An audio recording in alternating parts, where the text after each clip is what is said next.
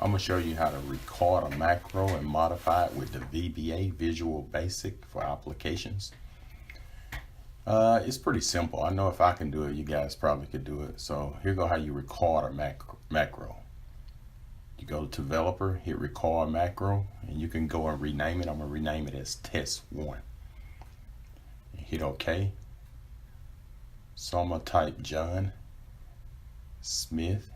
And I'm going to type an address, 5555 Highway 1960 West.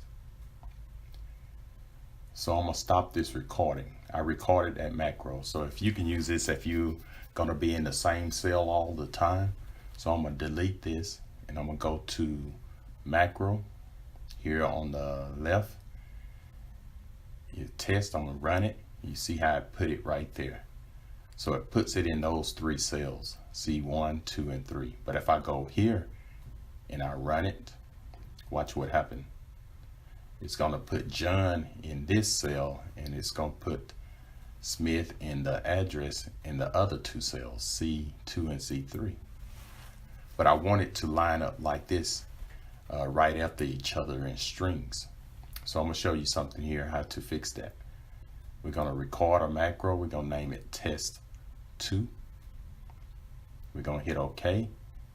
And I'm going to just record, then I'm going to stop it. And then I'm going to go here to macro. And I'm going to go to 2, test2. And I'm going to hit edit. And right here, I'm going to highlight this. And I'm going to delete this. And I'm going to show you how what I'm going to type here. I'm going to type DEM, which stands for dimensions first as string,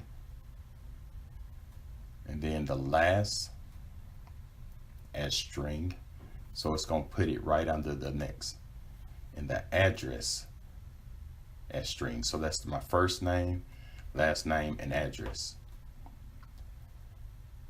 And then what I'm going to do, I'm going to type first, it's going to equals John. And then the last is going to equals John's last name, which is Smith. Sorry, equals Smith. And then the next, gonna right under that is going to put the address, which is going to be the 5555 Highway 1960. And these are called strings, so it doesn't matter whatever cell I'm in, it's going to copy it right under the next. So if I'm in D1, it's going to copy it under D2 and D3.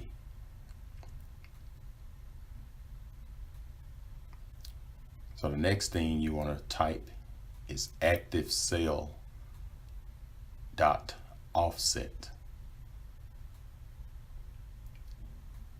And then you're going to put quote, and then you're going to put 0, and that's the row.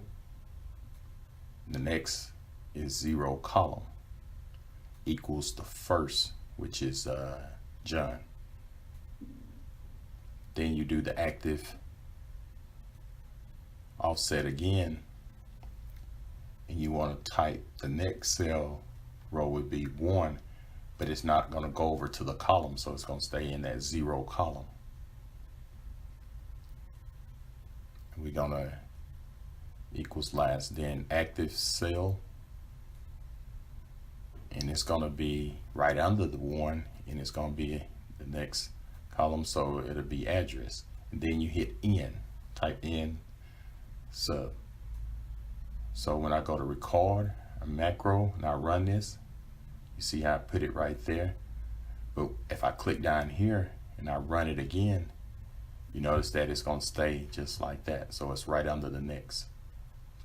So I'm going to insert a button so you can see it more clearly. We're going to put test1 in that button. And we're going to create another button and put test2, which is the ones with the strings in it. Test2, add. So check this out. I'm going to delete everything I got. So we're going to do test1. You see how John is right there and the rest of the stuff went up there. Test2. You see I went as strings. So if this video helped, subscribe to my channel, and thanks for watching.